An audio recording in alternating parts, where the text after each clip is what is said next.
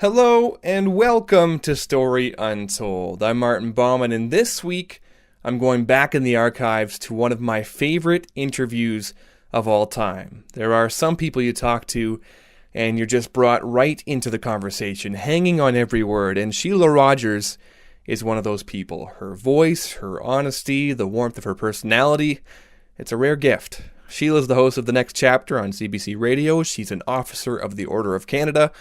And she's also a very public face for mental health awareness in Canada. If you know anything about my story, you know that's a pretty big deal for me. I've seen a lot of it, and I spent last summer cycling across Canada to raise funds for mental health services.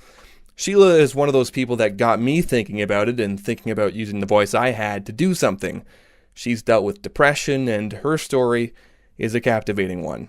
I sat down with her back in 2013 when she paid a visit to King's College at Western University. Here's her story. Shelagh, I wanted to start by bringing up a quote of, this is pulled off of your bio, and it refers to the Canadian Canoe Museum, and you say that we're all in the same boat. Now, what does that mean to you?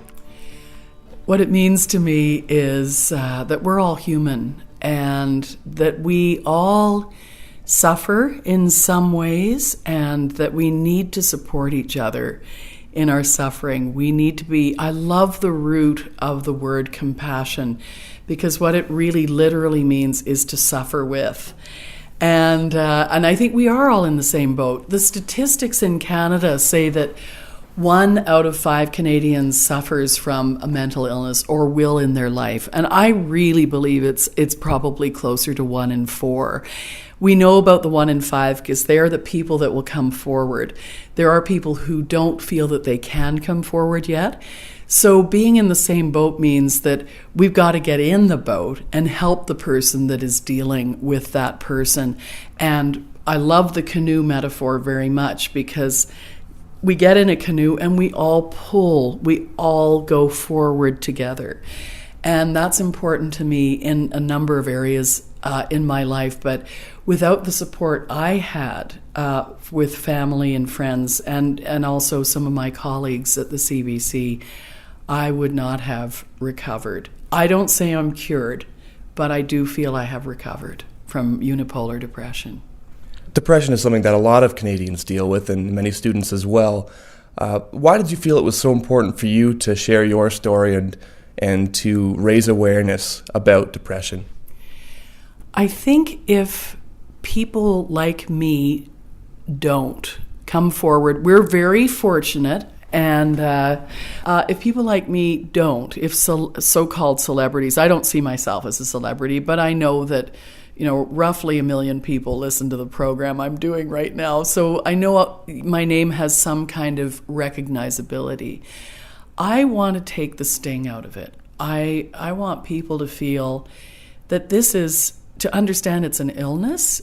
It's not something spooky. It can be scary. I'm not denying that. But mental illness is an illness first and foremost. And we don't seem to have any fear talking about other illnesses or other conditions like diabetes or high blood pressure or even cancer. People are very open about talking about cancer. And when I first started as a broadcaster about 400 years ago, people were not that open. I mean, people got even a little bit giddy, they called it the C word, right? And now that's really changed. So in fact, I have to be perfectly honest with you. I got a big kick in the pants to speak publicly about it from a singer named Amy Skye. And Amy suffered from postpartum depression, and she was talking about her depression in an interview with me. And when we got off the air, she said, "You seem to really understand what I was talking about." And I said, "Well, I was diagnosed with depression in 2003, unipolar depression." And she said, "Well, you should be out there talking about it because you can really help." And I feel I have talked about it, and I've come to London a number of times to talk about it, actually. But if one person comes up at the end and says, "I think that's my story too," or maybe that's my brother or my husband, then I feel, okay, then my voice has been of use. So when did this all start for you, and when did you kind of notice that maybe you weren't feeling as you thought you maybe should, or you weren't feeling just quite well? It would have been in university. I went to Queen's, and I was 17. I remember going in to see, so I knew something was wrong. I was feeling like I couldn't get out of bed, and it was going on for weeks. And unfortunately, the person who saw me said that it was all hormonal and that it would go away. And so for the next probably 3 decades or so, I skewed my symptoms towards hormones and not what was really actually wrong with me. And I thought, over the years, if this is PMS, this has to be the worst case of PMS that's ever existed. But I thought that's what it was. And I also thought, man, I must be one of the most unsocial people in the world. I mean, when in fact, I really love being in the company of other people, and I love participating fully in my life. But there were weeks where I wouldn't answer calls on the answering machine, as we used to have answering machines, right? And I didn't answer the phone. I just couldn't get out of bed, and I would make up. Like I'd say I have pink eye. I'd say that to my colleagues at work, or really bad flu, or I think I've got strep throat. Because I didn't actually know what it was, but I knew even after a week there were times I wasn't ready. Sometimes this was 2 or 3 weeks, and then I had in 2003 what is sometimes called a breakdown, and for me, my breakdown was actually a breakthrough because I finally was diagnosed and I was able to attack it. I was able to treat it. And it was when I first received the diagnosis via the psychiatrist, I thought that there's no way. That's not me.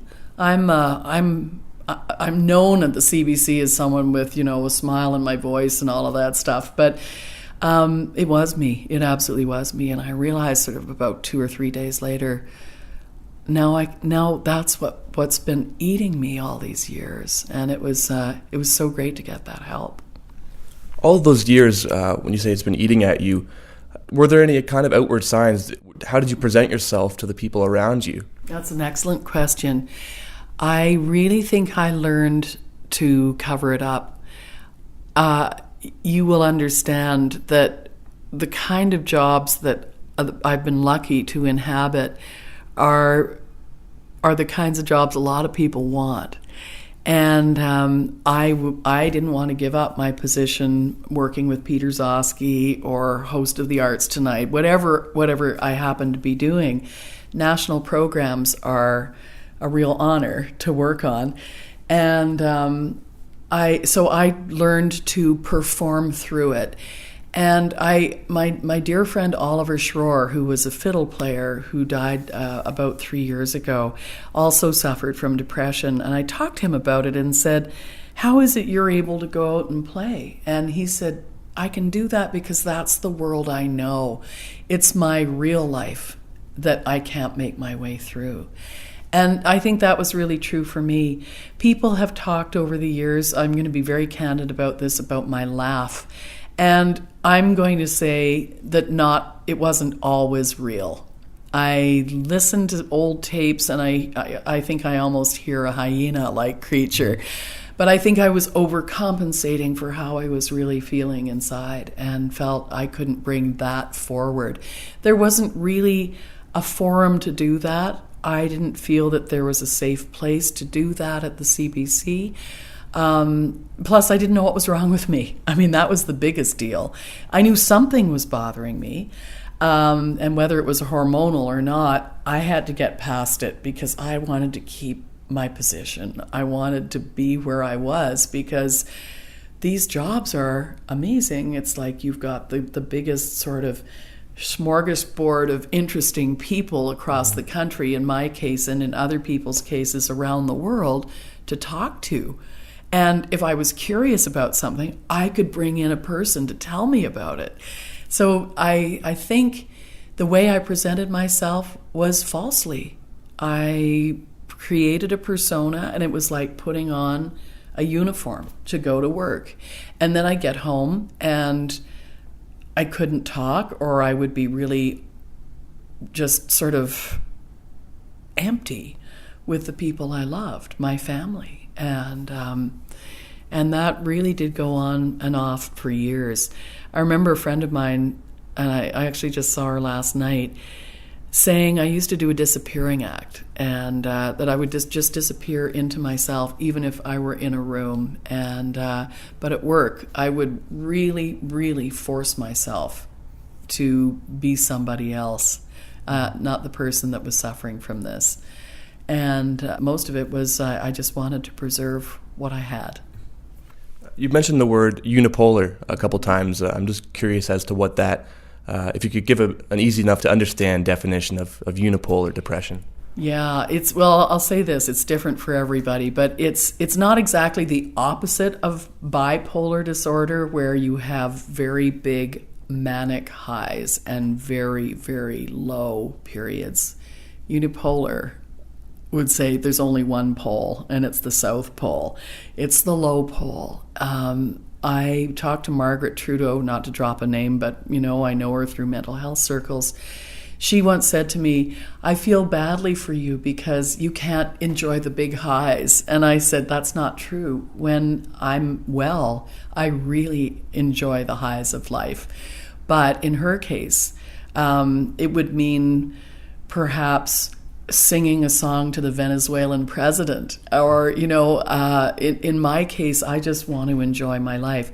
I think the unipolar, or major depressive episode as it's called, is you're in this hole and you can't get out of it, and there isn't that sort of, it's not even an opposite end. People with bipolar disorder fear the highs as much as the lows. They're equally as nerve-wracking, and sometimes soul-destroying. So I can tell you what it's like to be in one of these depressive episodes, and the biggest word I have is emptiness. Nothing matters. It's a void. It's like this big, huge desert of nothing. And that's despairing. That is, when I had this breakdown, I lost my voice. I couldn't even talk. I squawked. I remember being curled up almost literally for weeks on the bathroom floor, just in like a fetal position, losing any interest in caring for myself. And you can think of the implications of that. Whether it was showering or brushing my teeth or anything, I didn't want to participate. It didn't matter. Nothing mattered. And what got me out of it was someone who really cared about me, my husband. And he made sure that I got help. He took me to my doctor when this thing just took over my life. And I'd had a diagnosis, and everything's been very different since. Tell me about that breakthrough and when things started to change for you. It wasn't immediate, that's for sure. I went on a number of medications until I found the one that worked for me. I mean, that's a journey in itself. But once I had the specific medication that really helped, I felt something lift. And I was able to go about my life again. But the biggest thing that has helped me is talking about it. I went to see, and now I'm a very, very fortunate person because the CBC has a good health plan, and I was able to see a psychologist 2 or 3 times a week to try to work this through, and that was supported almost 100%. I realize that is not everybody's story, and especially if you're a student, you may not necessarily have a health plan, but I mean, you don't probably. But I was very, very lucky, and taking a look at my life and being able to kind of reframe my narrative helped me enormously. And to this day, I have people I will call when I feel it coming on, and I have a physical sensation of shutting down. The first thing that happens is I feel like my mouth looks like Hannibal Lecter's mouth, just kind of a cage, and I can't unclench my jaw. So when that happens, I go to someone right away. And it's not a psychiatrist, it's not a psychologist or a medical doctor, it's an Anglican minister. And he helps me. He has really helped me a lot. I also make sure that I do 10,000, I wear this pedometer here, the Nike Fuel Band, it's pretty cool. But I need to do 10,000 steps a day, and I am at 5,872. I will do those 10,000 steps if I have to walk around this lovely little suite before I go to bed, because that's like my medicine now. And I will go to bed and make sure I get 8 hours of sleep. So, and I also have edited out certain friends. I don't want to be with people I feel uncomfortable with or people I feel I have to compete with. I want to be with people who accept me as I am. And that is something I really wished I had learned a long, long time ago. A lot of this for me has been trying to be someone else. And once I stopped trying to be someone else, I just began to feel a lot better. Tell me about some of or maybe the biggest misconception that you think surrounds depression and what needs to be debunked. Mm-hmm. I think the biggest thing is that you are in control of it. When you hear people say, get over it, or, get on with your life, or quit being so indulgent, you have everything, you shouldn't feel this way. This isn't something you want to conjure. This isn't something you want to bring upon yourself. It's something that comes in as a flu does, as any other illness. It moves into you. I don't have control over it.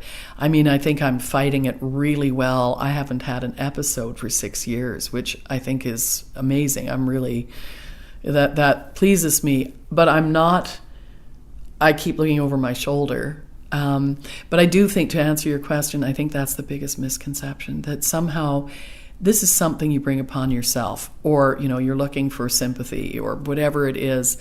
No, nobody wants this. This is just not something you want to go through. And I mean, you think about, can I lay this out? You think about killing yourself. You think about the only way you can stop this. And when the psychiatrist interviewed me and said, do you ever have thoughts of suicide or suicidal ideation? And I said, yeah, sure. Doesn't everybody? And he didn't say anything. And when he'd asked me all the questions, he said, no, most people don't think about that. And, this is pain. This is not something that you wish upon yourself. But at the same time, it's an illness. It's treatable. And we have the tools. We do not have accessibility in broader society. And I really hope that will change in our lifetimes. It's very important. You can correct me if I'm wrong here, but you referred to depression before as your dragon. And you say sometimes it's good to let the dragon out. Sometimes it's telling you something. Tell me about that. Well, I think that not all sadness or grief is a bad thing, or anger. And I have found that there's probably a very close relationship between anger and depression. And I am learning to deal with anger instead of just sort of blowing up and then having no more energy left, so that you're just kind of a toasted, crispy little thing. I don't do that anymore. And I really do believe in the power of choosing responses to things. But I do feel, yes, the dragon can represent a lot of different things. And sometimes there is power in that anger, or there is sadness you have to go through that you can't. I'll use the example of my father dying 5.5 years ago. I was just starting up a new program, the next chapter. And I didn't grieve. He died September 12th. The program started September 28th. I had to get that first program done. I had to do the interviews. And I postponed my own grief to his death and over his death. And of course, middle of November, I just collapsed.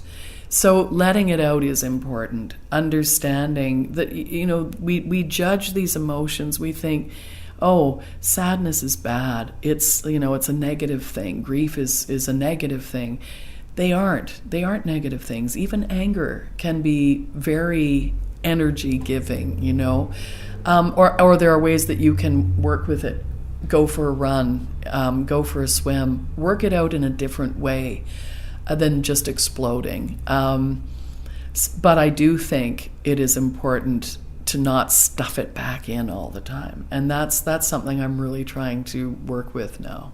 You mentioned earlier that there is hope for depression. There is, it can be treated. How have you experienced that in your own life and found joys and things since then?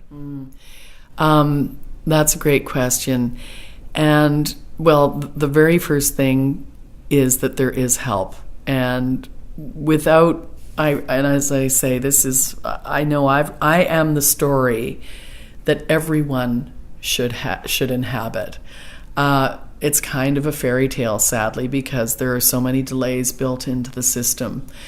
But finding joy again, I remember the first time I thought, I'm happy.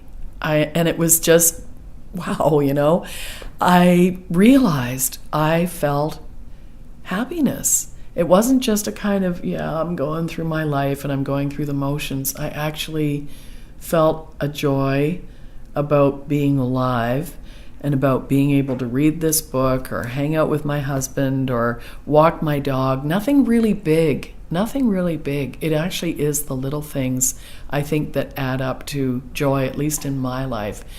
And I've also been in the company of some wonderful, wonderful people. And I met an Aboriginal elder named William Commanda a couple of years before he died. He's an Algonquin elder. And without even telling him that I'd been dealing with depression over my life, he said, when you're not feeling well, you should just go out into nature and forgive yourself. And that stayed with me, and it always will. It's true, you have to forgive yourself for feeling that you're worthless, that you're, in my case, if I take time off the air, someone has to fill in for me. And that's not only another person doing my work, it's a cost. It's not true anymore because I'm a freelancer. But in those days, it did mean that someone had to double up on work they were doing themselves. So getting rid of guilt, getting rid of the shame of this, and forgiving yourself, and then also forgiving the people who don't get it, the people who haven't necessarily supported you. That feels really good.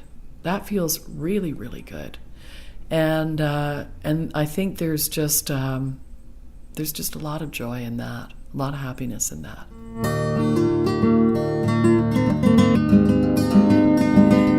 That's it for the show. Thanks for listening, and I hope you liked it. It's one of my favorites. If you like the show, you can do me a favor and hit subscribe. It's on Apple Podcasts, Google Play, Stitcher, and at storyuntold.blueberry.com.